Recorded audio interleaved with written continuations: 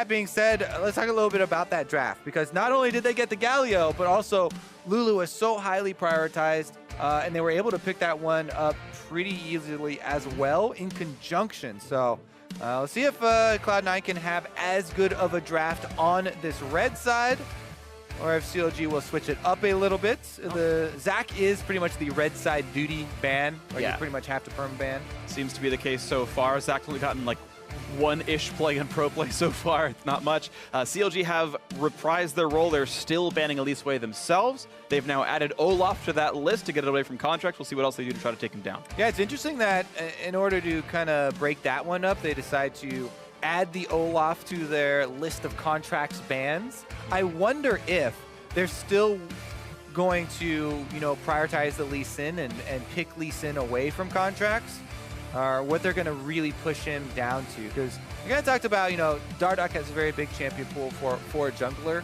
and has had, success on so many different champions. Yeah. But Contracts is by no means one of those guys with a limited champion pool either. Yep, definitely knows what he's doing. We'll see what comes through in this one. Last few seconds for the first phase of bans to end. And Shen has been banned blue side yet again, so Cloud9 got to drop that ban. We'll see if they keep the Fiora ban from before. And it's going to be Kennen instead. Worth noting, actually, Kennen was entirely unpicked in the previous game and has been one of, if not the most prolific top laner in pro play so far this split. And Gragas going to be the early grab here for CLG. They really consider that to be a strong champion. Yeah, I wonder if it's still going to go with Darshan as well, or how valid is the possible flex pick right now for Dardoch, because it's definitely a champion that he has a decent amount of time in as well. I feel like the threat of flexing it into the jungle is not quite that high. It's very, very much more probably in the top side. See if Ray wants to try and run some sort of pushing into it. And meanwhile, Cloud9 really showing high priority on Varus here, and it's interesting because this is sort of a more metagame point, but are they trying to show everyone they like Varus, that TSM plays differently when they play on Saturday? I don't think so, but like I've seen players do that before, like Rapid Star at All-Star 2014 or whatever. Like sometimes you have that as like the back of your mind. So if it was a more obscure pick, like they're like picking Twitch over, or not even that, but like if it was a more obscure pick, then maybe, but Varus is so popular. And yay! There we go. Xayah makes her North American debut alongside Rakan in the bot lane. Oh, name a more iconic duo. Oh my goodness. Playmaking, please. Oh, Rakan is such a fun support to watch. He actually feels like the Lee Sin of support to me, because he has so many dashes, and there are new combos still emerging with this guy because he is so recent. Like, I've seen so many people, talk about how quickly you can get off the, W into ultimates, and for the instant charms and the wombo combos you can set up with him. I don't think, his laning is the strongest, but we'll see how Stixxay and Aphromoo can actually get through that lane phase. Sure. Versus Sneaky and Smoothie. Last time, Stixxay and Aphromoo had the Caitlyn Karma, which is super power for bottom lane, mega pushing, and very easy to pull off lane phase, and they did have a CS lead. This time around, I'm really curious to see if they can have the same effectiveness against a Varus Lulu. Absolutely. Which should be quite strong. Yeah, as Cloud9 have the same duo lane as previously here, and you're right, it's CLG with the losing matchup as you illustrated before. Bans and picks still coming through. This time CLG will ban away Fiora. So both teams respect the champion as a viable, strong, pickable top laner, and it's CLG saying, you know what, Ray, you are not allowed to play this into our Gragas top, we assume, and with the Lee Sin gone, we still have to wait to see what Dardoch will play here. Yeah, I mean, everybody's always, fingers crossed for Ray Riven to try and see that one come out, because he's been such a terror in solo queue, but probably not going to be the case here. I think they might want something a little bit more sturdy. Ivern, though, and Kha'Zix, so more of the jungle bans coming through. It looks like they are of the same opinion, where the threat of a Gragas flex is very, very low over to the jungle spot. High priority that probably does stay on the top side. I wonder if she's allowed to be demoted to a much later ban here, but still removed from the options by CLG. Jensen as well actually has all of his options open. I mean, all the champions that you think of when you think Echo. Yeah, exactly. These very high damage, good scaling mages for him in the mid lane, where he can get a bunch of power farm And of course, carry Ray gets team the signature. fights. Yeah. Ray gets the signature Jarvan. Now, I do want to point out that last game, CLG banned Jarvan even with the Galio already showing. So if they thought it was the Galio flex, that might be the reason. Or there's, I guess, the chance that Huhi or something, or sorry, that Jensen plays mid Jarvan randomly, but I don't know. That's unlikely. Jarvan's almost definitely in top lane. Yeah, there definitely is the chance. Small chance, though. I'm very curious to see if Ray does go. He'll probably go with the Grasp Jarvan top side that we've seen so much, you know, max out the shield and go for those more effective trades. Okay, so the flex does come through. It does come through. You know, by the jungler bans, that may have been an adding factor if they hadn't banned out both. Right, pick an Ivern and instead keep the exactly. Gragas, you know. But like that. it is going to be forced here or chosen anyway, and the Renekton into the Jarvan should be favorable here for Darshan. Worth noting, actually, Renekton is in a slightly weaker state, I'd argue, right now in 7.10 because there's a lot of code work done on him that was reverted in 7.11. So some of his old cancels are actually deleted right now from the game. Cinder does come through as the mid laner here for Jensen. As you mentioned, all of his normal options are available to be picked up here. The trademark Ray Jarvan is in, and Darshan gets Renekton. Yeah, and the Syndra into the Orianna here, you got to be a little bit scared for who he is. Jensen is looking to be in his regular shape that we do expect from him. Good performance in the first game on his Orianna, and now it's going to be up to Huhi to try and combat that. But I think most of the story is going to be how does a professional Rakan Zyra lane actually Xayah perform. Yeah. We've said Zyra so many times, and expect some mistakes from us over the course of the year with that champion, as Zyra is still a reasonably popular support pick as well, but we are ready to go into the second one. Cloud9, so far a perfect split for them. Of course, they're headed off to face TSM tomorrow, but for now it is off against Cloud9 versus Counter Logic Gaming. Twisting words here, but against one of the other old guards here in North America. CLG thought that with Dardoch it would be better. He said it's been a great environment for him. They're all hardworking. He's been very happy with the team so far as well. And Dardoch did have, as the analysts have said, a very, very good first 10-15 minutes in game one. Now on the Gragas instead of the Lee Sin, we'll see what impact it can be. Fighters in the top lane, high impact junglers, high impact mid laners, and Zyra on the bot lane. Oh yeah, Gragas is also very capable of creating early plays as well. I'm very curious to see where he does burn his first flash. You're gonna have to wait a while for that one, though. So let's go over actually Rakan and Xayah because they do get those bonuses. My favorite bonus of running both of the duo is the increased range on the dash for Rakan to Xayah. Yeah. It's actually a pretty significant, seemingly to me, increase in the range. So he gets huge mobility, and there's possible not only for saving her, but big initiations followed up by escapes from him due to that increased range. You can cover several thousand distance by jumping to the Xayah and then jumping on the Gragas afterwards or something. And it's one of the things I really do like with Rakan is having someone else to dive in first. His follow-up engage is so good, so jumping onto Darshan or Dardoch and then hitting the ulti from there is super big. Into W into R is such a good combo for me and such an easy one to pull off. Very quick and long range engage. The other ones are, of course, like the combined recall. That one's pretty cool. I actually like that one quite a lot because your support can start the recall for you.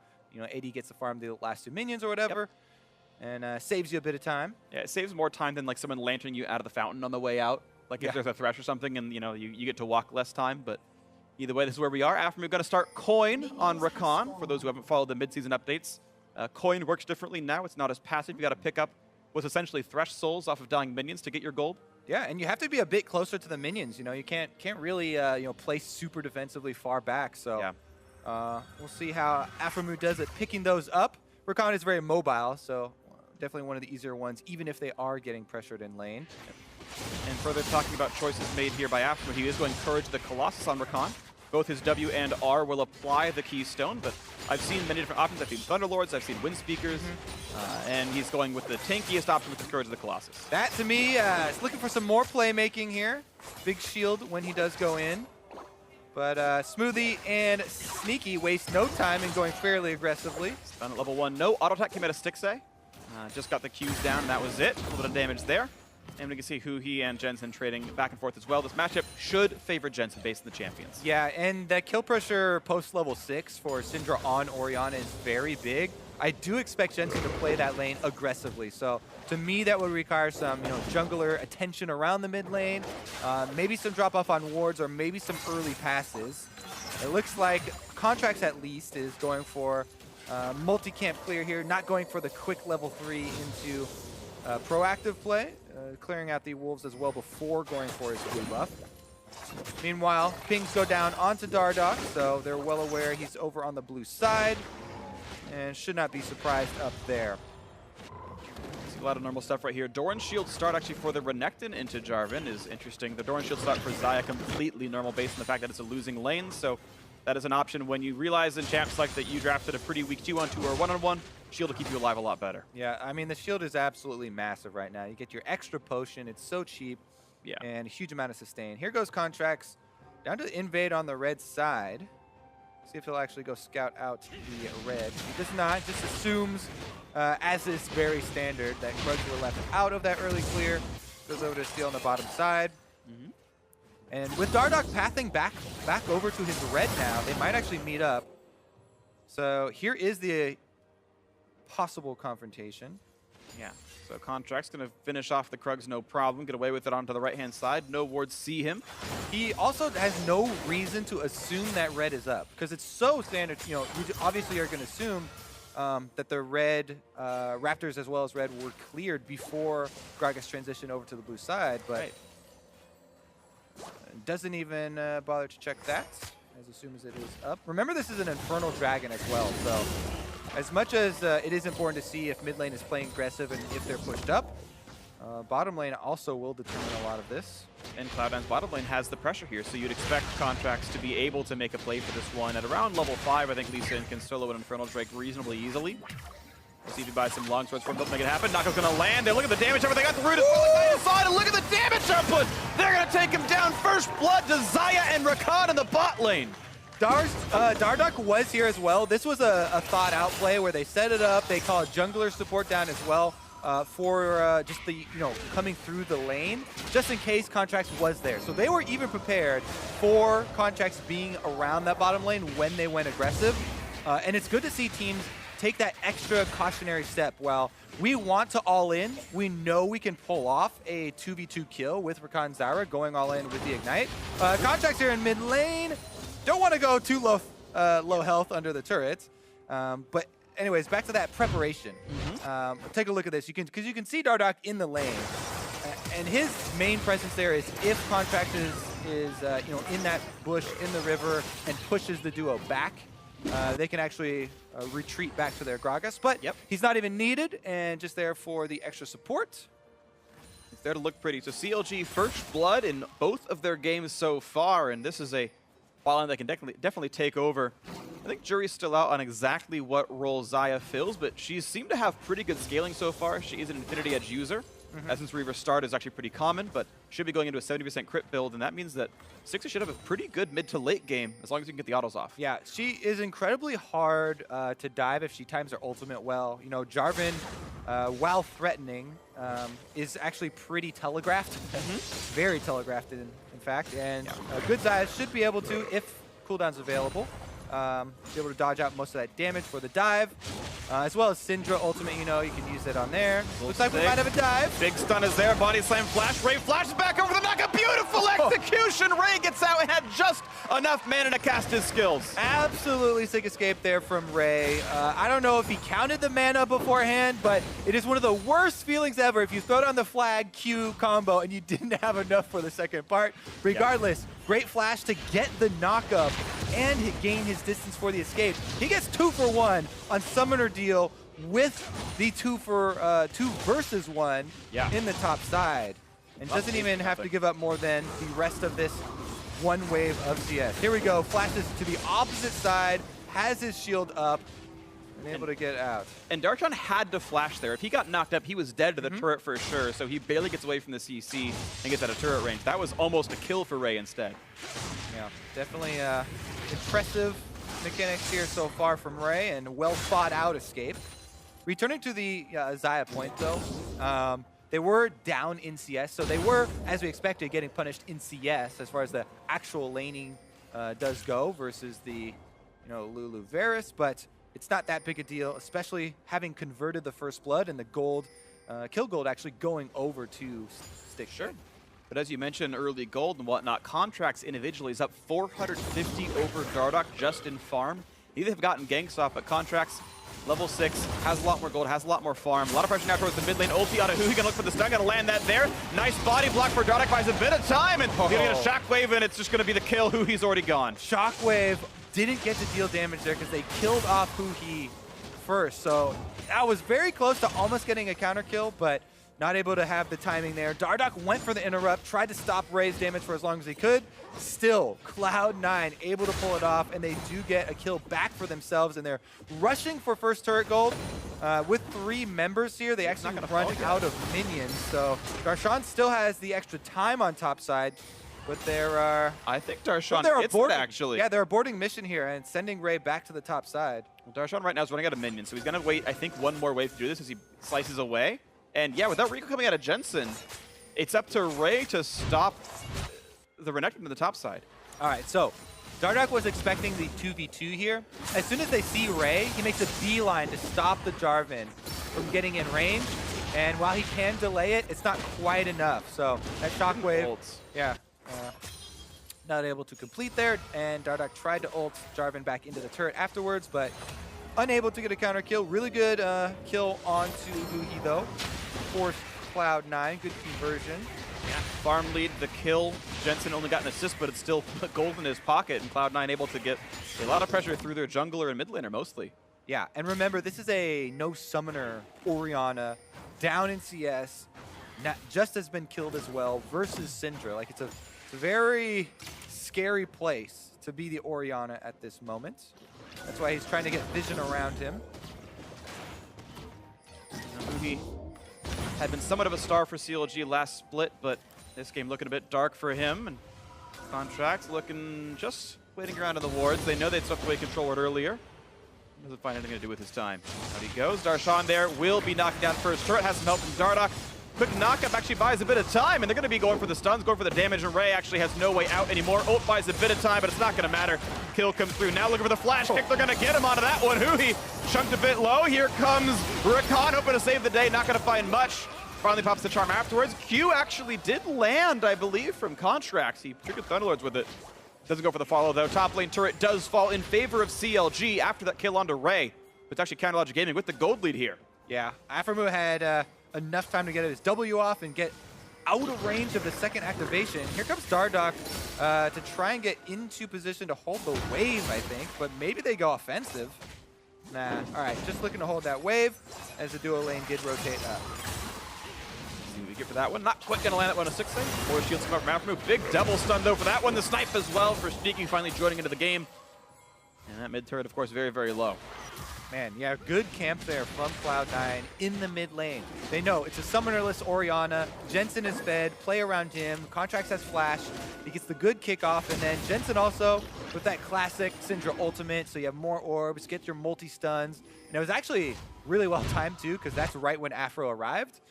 Able to stop that one, but another look, as you're talking about, their kill onto Ray. He goes again for the knock up there onto Darshan, combining with the escape, but no flash. Means that there's no way he's getting out of there. It's the R into flash for Contracts. There's that multi-stun we talked about. And that was Aphromoo. He uses ultimate for the extra speed, yeah, and then his W after to gain that extra range after it landed, so too far. Yeah, didn't ult to charm anyone in time to save Huhi, but probably had no way of getting him out regardless. Yeah, he was dead in the duration of the stun. I think Dardoch got most of those Raptors there. I don't think Jensen's stolen away, so passing so far, and now here comes Contracts finally going for that Infernal Drake early in the game. Later than I thought, but still has control bot lane to make it happen. And this is going to be a pretty meaningful pickup here for Cloud9, because even though...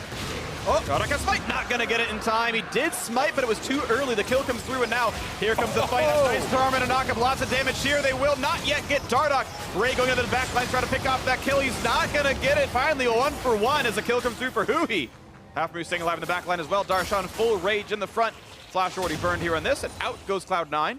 Nice combo there from Aphromoo to lock up 2, but even with that, Dardoch was so low from the original skirmish there around the Drake that it's just a 1-for-1 play. All right, it's an assist here. It's the CLG dual lane who's been getting all the participation so far without dying. Nice chunk on a Huhi. Jensen with the ulti, gonna shield himself, and Huhi stays alive as a result. Just barely, the 47 magic resist, enough to stay alive. Ooh, yeah, the flashbang down again though. Orianna is a prime target. We talked about Zaya with her ultimate is already so difficult to dive, but she's got double summoner. So C9 for the next fight are going to be looking to focus on Huhi. Dang, that is incredibly close there for Dardoch. Not able to get it, but then we get another look at Afro's combo into the shockwave here, going to get the very last bit of damage. Yeah, and you mentioned combos. I think what he did there was R into W, so when he reaches their charm, they can't flash away. Then the knockup comes through, and it kind of guarantees the lockup. Yeah, it's incredibly quick. Yeah, it doesn't maximize CC duration, but it's really, really reliable that way. And can't react to it. Yeah, it's pretty much instantaneous, and that's the combo he went for, and obviously will always trigger Courage of the Colossus.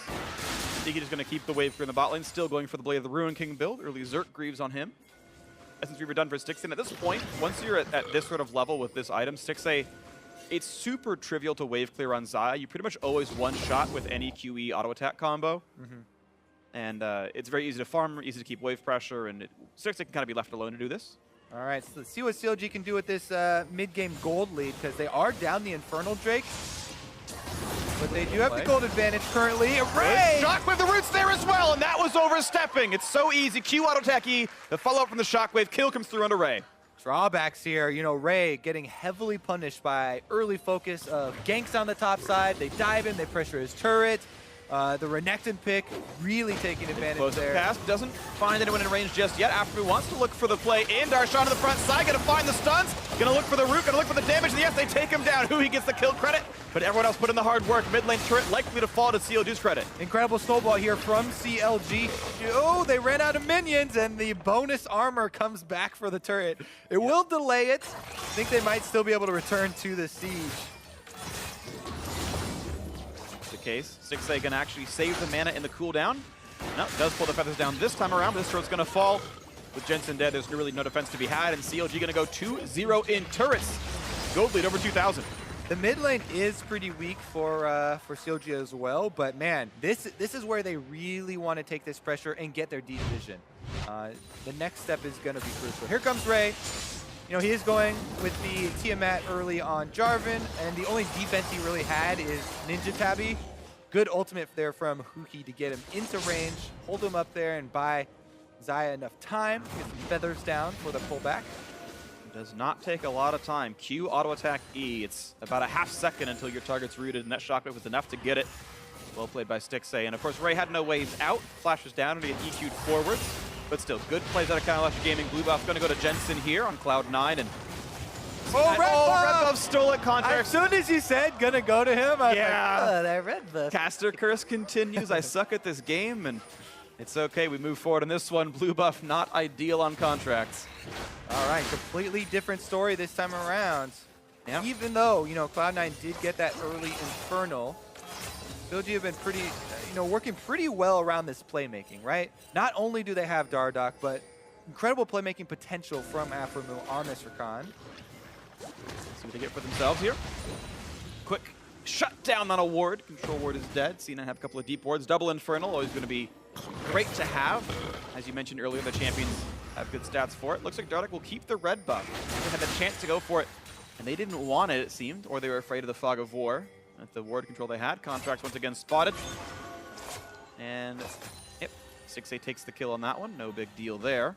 It's also pretty interesting that, the CS difference in Darshan versus Ray, due to the matchup as well as the extra, jungler attention, is kind of counterbalanced by the CS difference between Jensen and Huhi due to their jungler focus and their matchup, which is advantageous the other way. However, it hasn't meant as much. Jensen's advantage hasn't meant as much as Darshan's has. Ray came into that fight fairly weak. He was not level 11, didn't have the extra ultimate, and it was fairly easy pickings. Whereas the baseline effectiveness there for the Orianna versus the Syndra has been fairly similar, aside from the skirmishes. Another bad spot out of Dardoch, and now he's going to be in the wrong spot of this one. The invade didn't go very well. Flash to stay alive, and that's going to be an easy pickup there. Sonic Wave. Dardoch losing his ulti and his flash for nothing. Failed invade. Got to be careful about how much gold you're giving back to Cloud9 at this point. Next Infernal is up in 10 seconds here, and Dardoch's going to be down. So definitely up to CLG to defend vision around this Infernal Drake, as 2 Infernals over to Cloud9 would be a lot of scaling to worry about for later.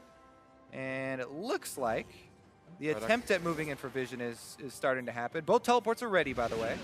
Yeah, not too snappy right now. Dardoch allowed time to respawn. They didn't try to rush it with him still dead. TPs were up for both top laners, so Cloud9 theoretically could have tried, but didn't. Ray gets one auto attack, and then Darshan says, "Get out of my lane." This Renekton certainly has won the matchup, and the choice to grab the Gragas, wait for the Jarvan, and then flex it out and take the Renekton for a better matchup has certainly paid off. Credit to Darshan, who has had, honestly, a bad last 12 months. Since MSI last year, he had been a fairly weak top laner, even by North American standards, which hasn't always been the best. And this time around, he's up against one of the better ones in the league. Ray is certainly one who's gained a lot of respect throughout the last 6 months. And Darshan winning the lane, doing well with his matchup, and being one of the reasons that CLG are winning right now. Infernal Drake is still available, and with that time bought for Dardoch to respawn, they can move right in. Plenty of vision, and should be able to even that one up. Not even a chance to defend it. No one's even trying. Cloud9 happy to give away control of the map. They had the Scuttle Crab, they knew it was happening, and that was all they were allowed to do. Means the total lead here is just 1,400 gold. Infernal Drake worth about that much in itself, to be honest, statistically anyway. And CLG retain their lead. Cloud9 looking for the mid lane, though. 9 members gravitating this way. Here comes the teleport. Here comes the ulti and the shockwave to combo it all in. The 2-man lockup, not quite enough, though. They can't quite get the kills. But there's Sean looking for the front line, can't get the stuns, though. Still looking for somebody. Does have flash, but no longer the stun charge. Cloud9 getting away with their life, but only barely. Oh, what a sexy combo, but nobody dies. Summoner spells only is the advantage gained there. And who he actually kind of betrayed Dardoch. I think the shockwaves stymied a little bit of the explosive cast knockback. They didn't go as far as I think they maybe should have. Sneaky, though, maybe gets trapped on this side of the lane. The Xayah pushes there. The wave will be cleared. And looks like it's not going to be Afrin looking for much. Yeah, 2v1 may be a possibility, but as soon as Smoothie arrives, plenty of defenses in place.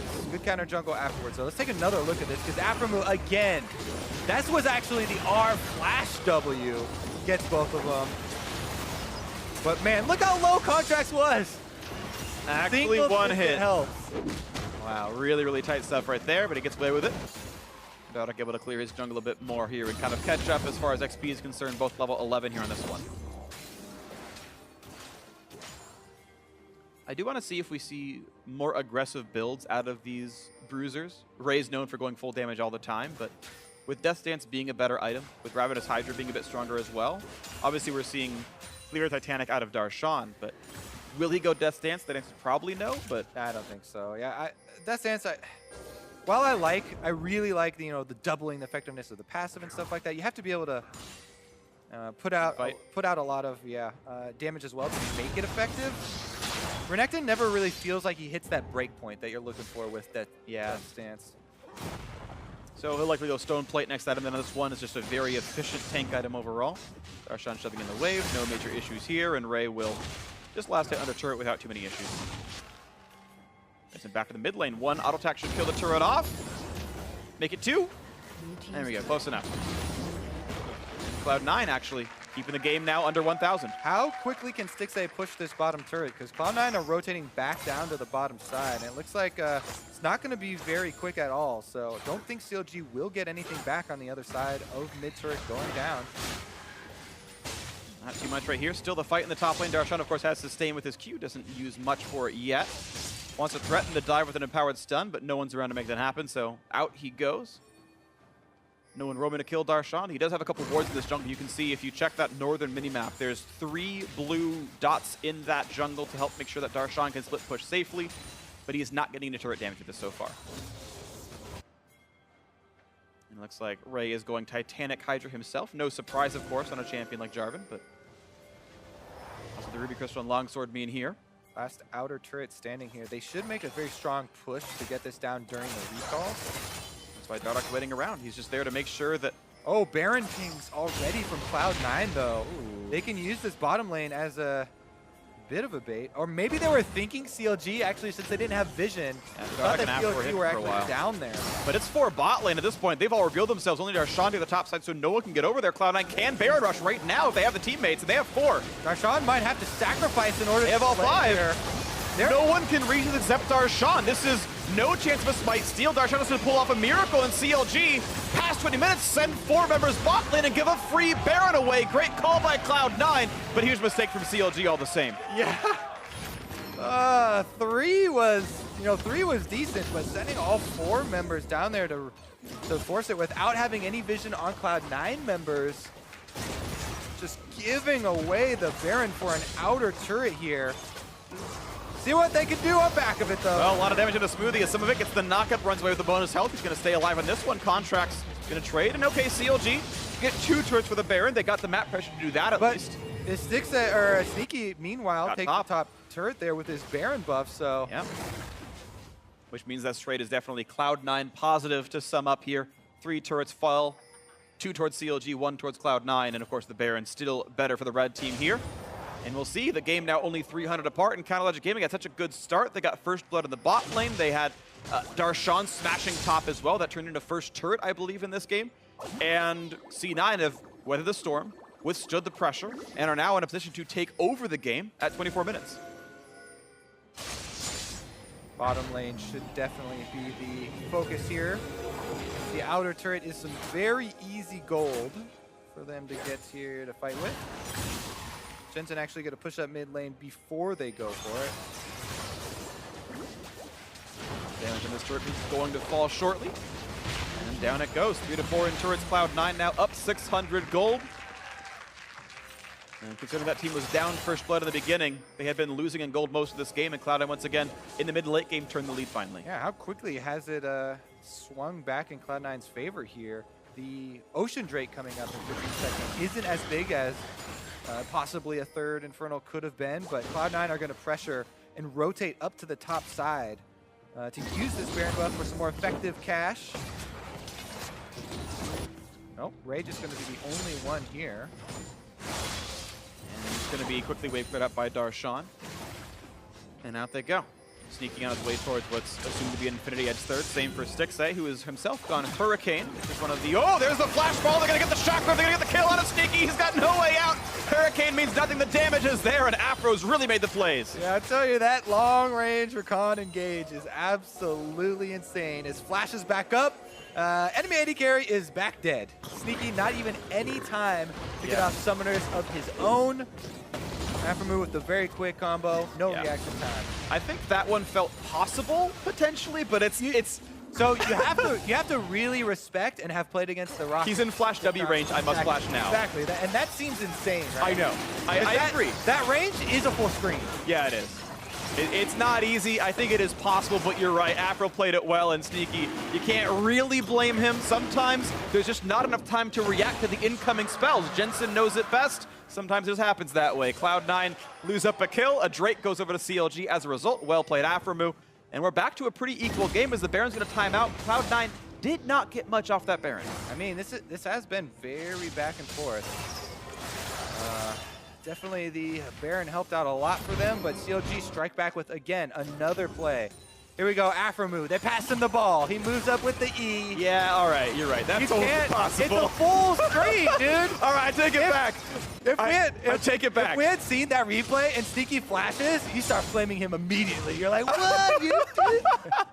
You're right, my bad. That is not on Sneaky. That's actually, see, I don't play with any good recons. I'm a low diamond pleb. No one's that good in my lane, so. But now I'm gonna bring it. I'm gonna gain like 4 rates. There you go. Great. Be the change you deserve. I'll show all the recons how Let's take a look actually at the vision, because vision is paramount, and when you're seeing these plays coming, when you're setting up for those team fights, currently, pretty good control ward here. I think that CLG are well aware. C9 were just seen venturing into the river. They don't know where they are exactly, but yeah, know that they should play safe. Banshee's Veil down. That is a minor gain to be had for Cloud9. Of course, the Drake is gone and will be for several minutes, so no neutrals to play for. But it means maybe Cloud9 can play for a bit of map control. Dardoch still trying to get his farm. He is down a level under contract. Steals 10 gold away from right behind him. I love the emphasis on, playmaking that really resurges when we don't have pure tank building top laners. These are bruiser top laners, right? And that just means that Aphromoo, with the backline access that you can gain with that flash, it really, really does change the face of the game when there's not just this full tank Galio or full tank Maokai or something standing on the front lines that you have to work through. And it does feel fairer as well when the top laner solo kills you. At least you spent 6,000 gold on damage items. It's not just, well, I have Cinderhulk and a Deadman's Plate, and you still die when you're playing Xayah. So at least everyone can feel more fair about this one. But yeah, certainly Ray and Darshan going to have a very big impact on this one. They can also die much faster. And with Infinity Edges both under 1,000 gold away for these bot lane marksmen, there can be some real damage coming out soon. I think that Cloud9 also, as we went over, earlier in the game, the tools that they have to kill off Stixxay, to kill off Xayah, seem like it's a much more difficult feat to pull off for the the lineup that Cloud9 have here, as compared to Aphromoo, able to get in there with the Orianna Ball with some very quick executions.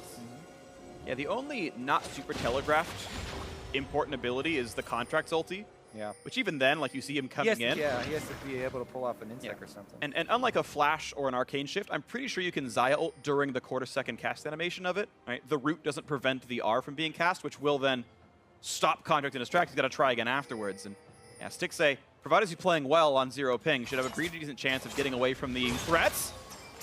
Speaking of, Stixxay is frontlining, but felt safe again because Xayah kind of gets to do that.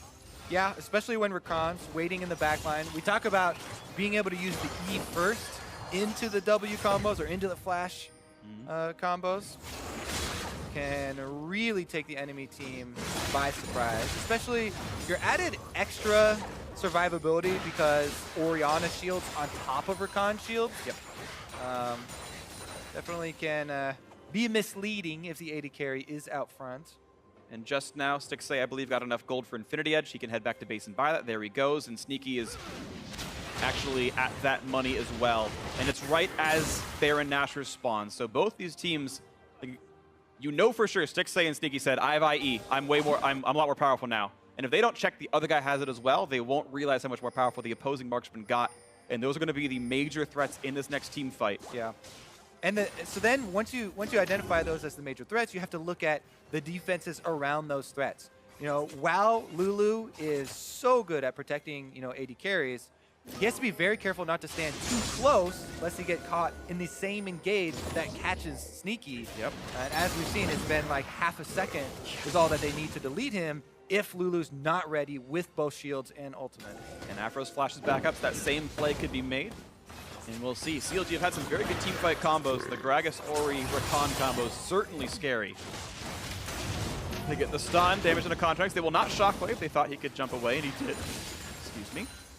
Mid lane, it's C9 clearing it second. CLG, you can see with that deep ward, can watch them clear this away. They see that Ray has burned the E. A little bit of damage comes out from Stixxay. WQ, no autos. Ray still in the front lines. They're looking for the engage. Stixxay playing with a tight leash. He's only got that one escape tool, just the ulti. He's got a flash otherwise. This is great. Everybody mid, even gold.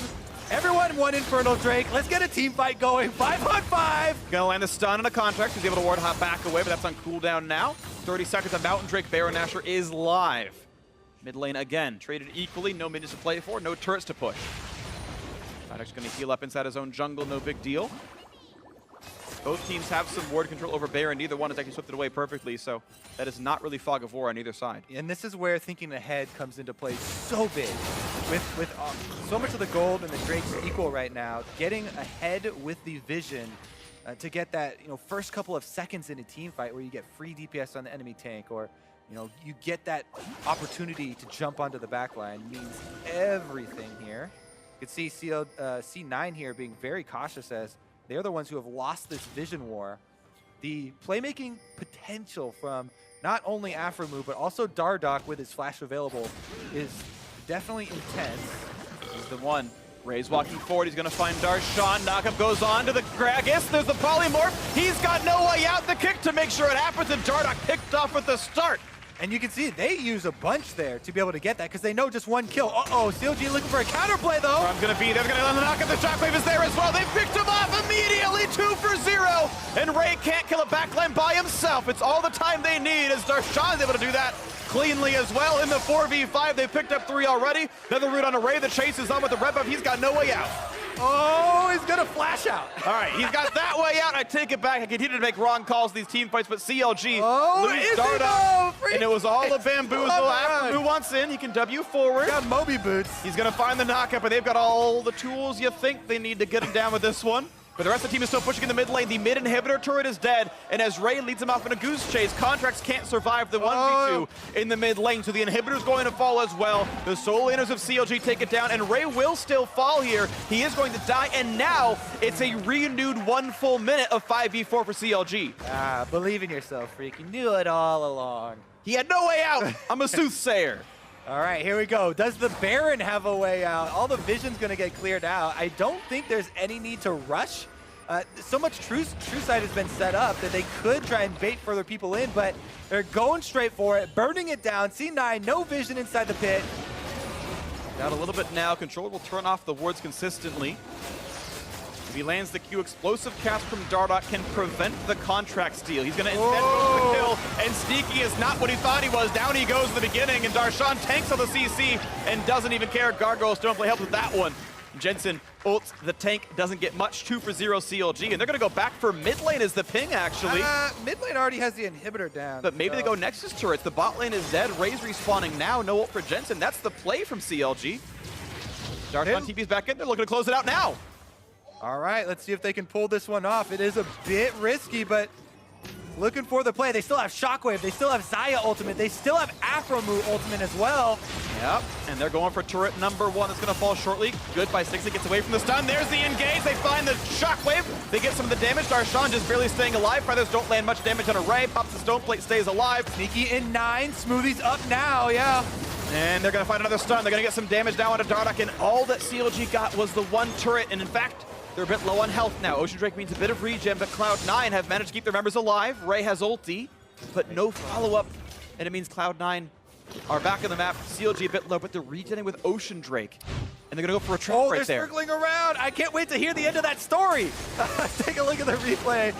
First, though, this was the kill, and he used so much. Syndra ultimate, flash there from Contracts as well. That gave overconfidence here to Cloud9. They walk through. Remember, still no vision into this team that has comboed them multiple times before. Here's the end of that story. It is C9 now burning down the Baron. Looking for the play, and it's going to be taken up, and it's Contracts who grabs it. C9 secure it. They're back into this one. Polymorph, the knockup, the damage. Darshan is gone. The double shockwave again means so much, but they can't kill the back line, and Dardoch can't do the damage. Ray will be picked off. So much damage does come out of Stixie, who is still holding onto his flash.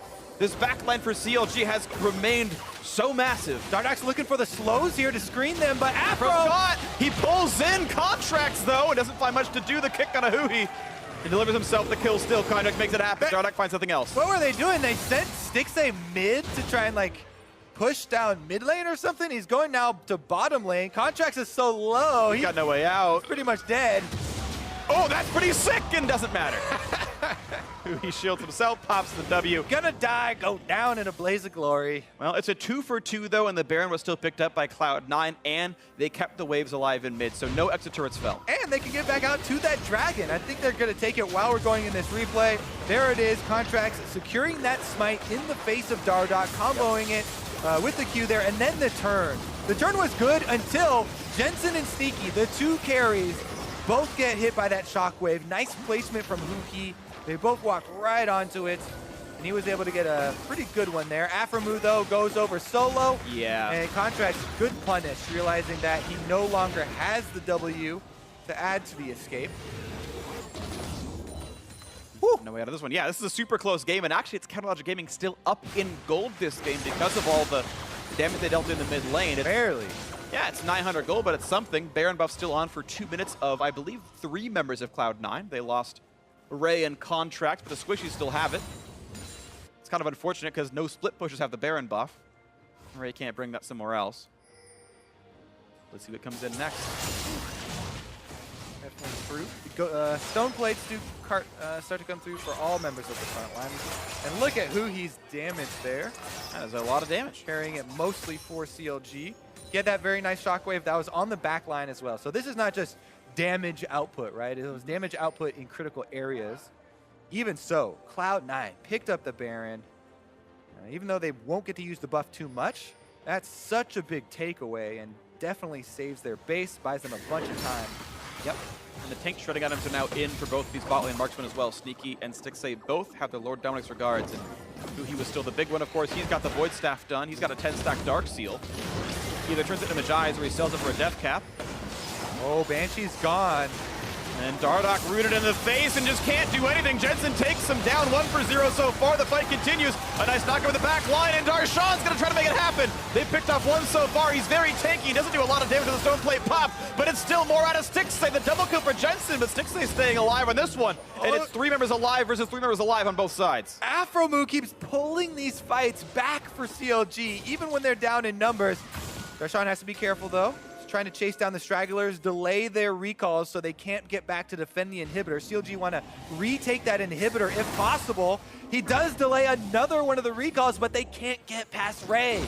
They can't do it. Mid inhibitor is alive, and they can't kill it, as you're mentioning here. So we stay about equal. 2 kills picked up on both sides. The inhibitor's back up, and it's just 2,000 gold apart. We'll have to fight again. This is a fun one. All right, so he gets off the Banshees, but no hesitation of the counter engage there. Sneaky lands his ultimate, and he gets caught by the shockwave. Then Afromoo gets in there for the triple knockup. So actually, this one, Huhi wasn't even set up by Afromoo for his shockwave. Huhi got that shockwave first, and Afro got the follow-up.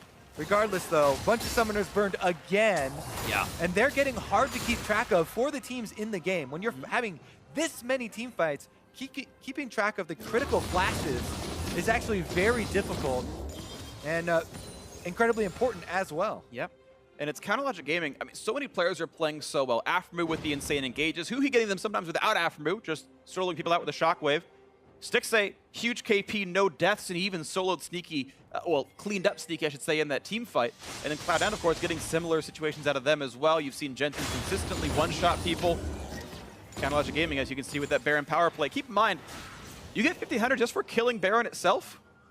And so the fact that it's plus 750 means actually Counterlogic Gaming did more with the fact that C9 had Baron than C9 did. And it was a little bit expected, as Cloud9 were the ones on the back foot, right? Their inhibitor was down, and it was definitely a comeback play. But yeah, you're right. It's just an indicator of how close this has been. Regardless, we're approaching the 6-item point of the game where it really comes down to the fight setup.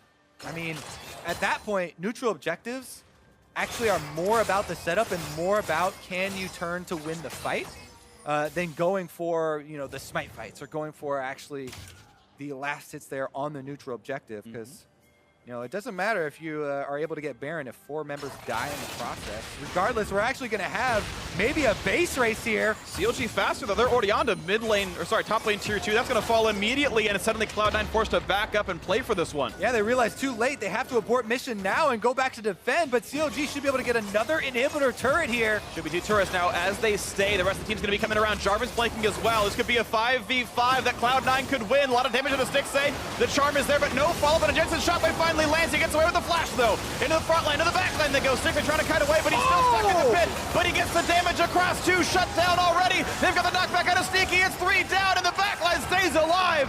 Well played by Counterlogic Gaming. Smoothie cannot keep this base alive. CLG will make it happen. The comeback, the win comes through. 1-1 the series will go, and we will have a decider. The backline, the switches of CLG putting in so much work in the team fights, and they close out the game.